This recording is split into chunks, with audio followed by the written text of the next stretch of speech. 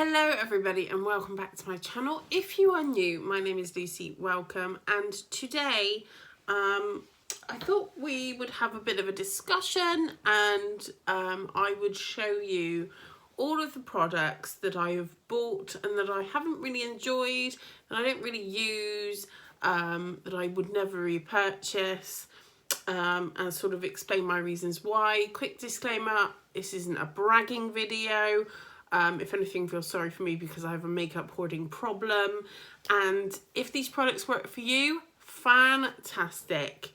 They just obviously don't work out for me, or I'm not very fond of them for whatever reason. So, first things first, it's a palette.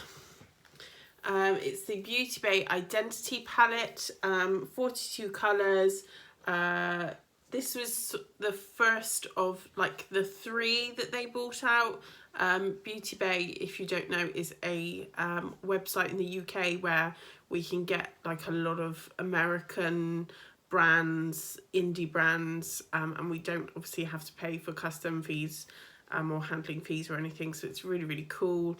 I use Beauty Bay quite a lot. They are getting new brands on board all of the time, and they also have like a loyalty program, so if you can like earn points and stuff. Okay, so the palette itself, when you open it up, it has a huge mirror, as you can see, and then it has 42 colours, and it's like a grid system. So you have the numbers across the top, and then you have base, transition, crease, liner, pop, and highlight. So you sort of work your way down, and it's all supposed to be a look. The shadows themselves are quite good. I don't really have any complaints with the price either. It was £25, I believe, which is really good. This would make like a really good gift for somebody if they are just starting out in makeup, or just a gift in general. It would be really good. What is my issue with it? Can you guess? The shadows themselves, like I say, are really good. It's just fucking huge. It's absolutely huge, and it's been at the bottom of my drawer underneath all of my Jeffree Star palettes, and so I just never use it. So the size of the palette is a big thing for me, and yes, I could have it out on my desk, but again, it just takes up so much space. But like I say, if you are just starting out in makeup and you want something that's versatile and you can create a lot of looks from, this is good. A smaller palette would be the Sophie Revolution palette, which is like £10, and it's smaller. You don't get as many shades, but yeah, so just a recommendation, but it's huge. So I am going to keep it out on my desk for a couple of weeks, couple of days or whatever, see if I get more use out of it. But I reviewed it and then I never used it again. So yep, that was that palette. Might as well just do eyeshadow palettes, group them all together. So the second one that I have for you, this is volume 5 from the brand Spoiled Lip Cosmetics. They are an American brand. This is part of their subscription service. What's that on my lip? Oh, it's highlighter.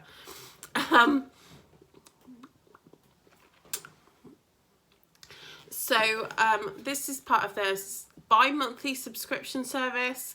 However, the artwork on the front is really, really cute. It's a little narwhal. The palette itself is okay. I never reach for it. It's not that great. It's okay, but for the price that you spend, I think it's like £30 or something for a bi-monthly. I know they have made the palettes bigger now, but for me, living in England, they don't come bi-monthly, they come like every 4 months, and their customer service is absolutely shocking. So that's probably part of the reason why I don't ever use it. It might be in a declutter video in the future, but at the moment I'm literally keeping it for this little narwhal, which I could just sort of cut off the front. But yeah, so that's another palette that is a bit meh in my life. The next thing I have, which are palettes, it's 2 of them, and it's the Morphe Jaclyn Hill Vault palette. I got, which ones did I get? Bling Boss and Dark Magic. So that's Bling Boss and, oh, that's Dark Magic. They're okay. I don't think the formula is that great. As you can see, I've had to dig into power. Oh, dropping everything now. As you can see, I've had to dig into Power Cut to get any sort of payoff off of it, which isn't all that great. They don't excite me. They when they first came out, I got really excited by it. Jaclyn Hill, she really hyped these palettes up and made out they were really good. And I have her original one, which I think is better quality than these. So what everyone was saying was right. They're pretty much shit. If they weren't so sort of like hyped up, I don't think I would have bought them. I know she's going through a lot of shit at the moment with her actual brand being released, and her lipsticks are absolutely shit. So glad I didn't even bother to buy them. Not really. I've never subscribed to Jaclyn Hill, and I've never sort of got into the whole Morphe thing, which is why I wanted to try out the palettes. And I did enjoy her. I do enjoy her original one, like I say, but for me, these are a no-no. I know they were limited edition, but they're still on fucking sale. So they weren't that great. The next thing is the Colourpop Super Shock Highlighter. This is the you idiots, you fools, you imbeciles Corella one. I love that line. This is the Corella one. It's pretty, but as you can see, I'm finding that I really have to like dig in to get any sort of payoff, or sort of like apply it with my fingers, which isn't a problem. It's not a problem, but I don't feel like they last very long. As you can see, I've got ice cold on today. I don't have any foundation or anything on. It's still blinding, and this will stay on pretty much all day. I don't think the staying power of this for me is very great. So I don't think I'd ever repurchase a Super Shock Shadow ever again. No, a Super Shock Highlighter ever again. The next thing is going to be a little bit of a surprise for you all, and I know it's a bit sort of premature. I haven't really had that much of a chance to play with them, but what I have had, I haven't been impressed, and it's these 2 lip glosses from Jeffree Star. Now, usually I rave about Jeffree Star products. There are some products that I have bought from him that I haven't been all that impressed with. You can't please 100% of people 100% of the time. I've seen people absolutely adore these, and some people absolutely hate them. So it's like I say, each to their own. These 2, these are the Super Shine formula, or whatever the formula is. This one is just not good. I've tried it over another blue lipstick that I've got. I've tried it over a new lipstick I've got. I just can't get it to look good, and this one is just a fucking fail for me. However, the other 2, which are like the glittery ones, are fucking dope. They are amazing, especially Ice Cold. That one is really glittery, really like payoffy, if that's even a word. Really glittery, really payoffy, if that's even a word. And really pretty. I really like Ice Cold. I don't know if I'm biased because I really like the highlighter. I don't know, but I really like this one. This one's okay. It's a little bit more subtle, which is surprising because Jeffree Star is anything less than subtle. But yeah, but people say this one is really pretty on me, but I do prefer the Ice Cold one. These 2, fucking hell. Like, what were you doing? What were you doing? The next thing is this Revolution Haunted Nights baked highlighter. I literally got it because there was a skull in it. That's the only reason I bought it. As you know, that is like my aesthetic. I really like all things sort of scully, sugar scully, just like black and white stripes, anything like that. The highlighter is baked. I don't really get on with baked formulas all that great, and this is another one where you have to really dig your finger in to get any sort of payoff. Let me know if you like baked highlighters or baked eyeshadows. I don't tend to buy baked eyeshadows because I just can't, I don't know how they work. I know like years ago when they first came out, we'd all like use wet brushes and things, but yeah, I tried to stay away from like the baked formulas, which is why I haven't reviewed anything from BH Cosmetics. I know they do have normal formulas, but most of them seem to be baked eyeshadows, especially the big Zodiac palettes, which look good, but they're baked eyeshadows, I believe, so not a fan. The next thing is from Revolution again, and this is the Eye Glisten, and what colour is this in? This is in Adored by You. I bought it because I really was into like rose goldy looks at the time, and I used up all of the gold rose gold shimmer from my Sophie Revolution palette. I've literally like scraped the last bits of it out.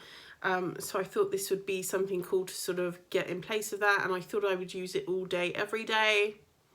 I reviewed it. I used it again like a couple of days later. It goes fucking... Oh, I need to stop swearing. I do apologise. It goes crusty, guys. It goes crusty.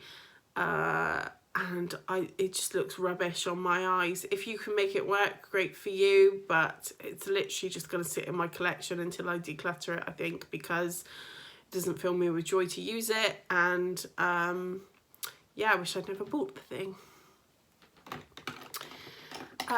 The next thing before we get to like one of the last ones is this Ciate London Liquid Velvet Lipstick, and this is in Envy. I bought this because I wanted a dupe for Jeffree Star's Mermaid Blood, which was limited edition. I never bought it, but I think he's bringing it back. I'm pretty sure with the lip glosses he bought it back, but it's not come to Beauty Bay yet, which I am tweeting Beauty Bay forever to get it because I want it. This stuff is streaky. Streaky, streaky, streaky.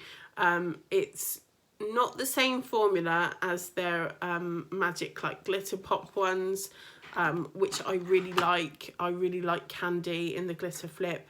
I get so many compliments when I wear this, but this is streaky. It is opaque, but like I say, it's streaky, so like you have to do 2 or 3 coats to get any sort of... I've got so many lipsticks I can't fit anything back in. Oh, pray for me.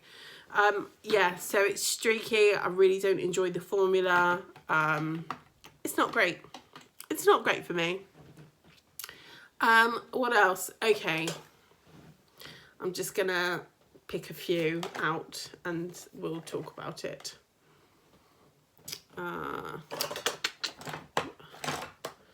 Seem to have lost them. Okay, this breaks my heart to talk about. These are the Jeffree Star Morphe collaboration brushes. I really, really wish I hadn't bought the whole set. These eyeshadow ones, I've washed them. They are looking like worse for wear. These are dirty right now, can I just say, but can you see how they're like, they've gone all sort of like bushy, and you can see the hairs. They're bushy, they're wiry, they stab you, and they're just uncomfortable and not very fun to use. It's lethal if you stab yourself in the eye. And this was the highlighter brush. It's supposed to be like nice and like that, and it, after you wash it, it just gets like, it's not the worst ones. The worst ones are the eyeshadow ones. The only brush I wish I had bought from the collection is the powder brush. It's lovely. I love this powder brush. It's soft, it's lovely, it's lovely. The handle's nice to hold and everything, and it's nice and synthetic as well, which means it's cruelty free. So yeah, that's literally, if you're going to buy one of the brushes, this one is the one to go for. That is the JS2. I am Jeffree Star. Well, I'm not his biggest fan. I'm a big fan of his, like a big fan. As you can see, I do try and buy sort of one thing from his launches to just review when there's new things coming out. But like I say, sometimes you're not going to like everything, and other people might tell you those brushes are amazing, but for me. The next thing is this Ofra makeup fixer. It says a light refreshing mist that keeps makeup in place all day long, whatever.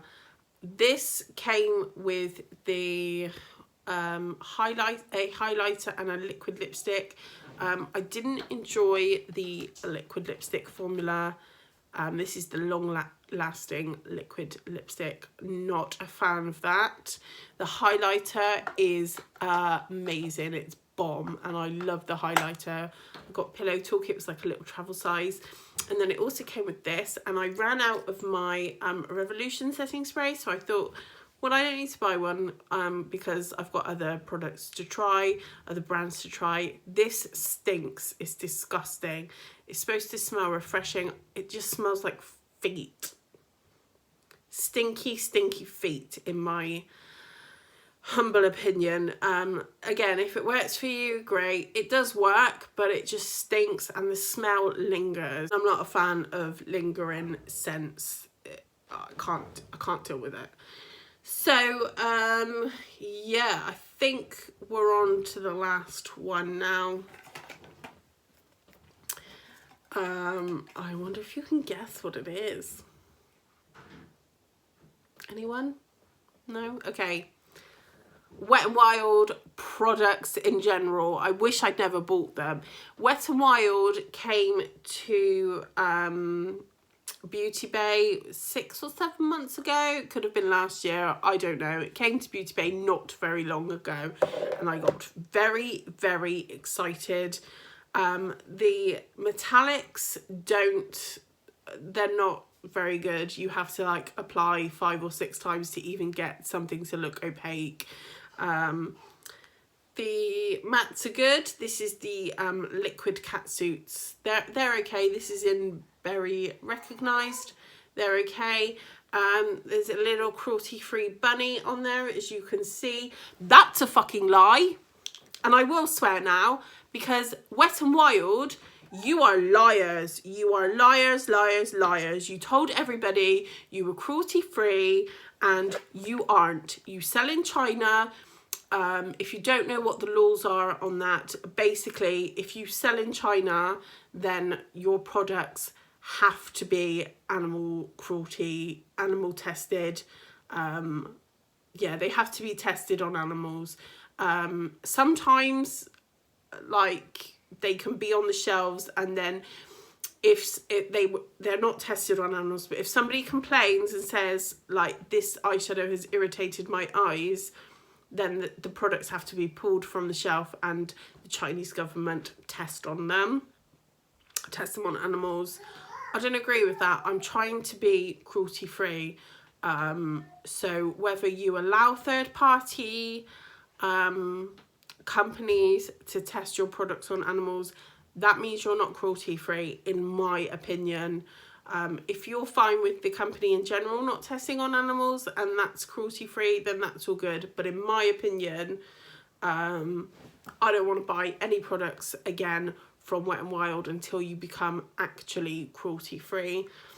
Your highlighters aren't that great anyway. Your liquid lipsticks, I can get better. So Wet n Wild, until you become properly cruelty free, I'm not buying your products. And it sucks that I have these and I don't want to throw them away because I've spent money on them. But hey ho, I'm trying to be cruelty free. I want to promote being cruelty free, so your products will have to go. Like I say, they're not that great anyway, and I'm sure I can find a dupe for this sort of oil slicky colour anyway. So yes, I regret buying these because I thought I was being good and buying from a cruelty free brand, but you're not. And you lied to us about it as well, Wet n Wild. You lied to us and you thought you could just slip under the radar and everything would be fine. But we found you out. So thanks to Cruelty Free Kitty, I believe it is, for giving us the knowledge that we needed, because we got lied to. Anyways, guys, let me know in your comments down below what you bought, what you didn't really get on with, if you like any of the products that I've mentioned today. Let me know in the comments below. I do like to have a little discussion with you guys. And as ever, I will see you soon for another video. Bye, guys.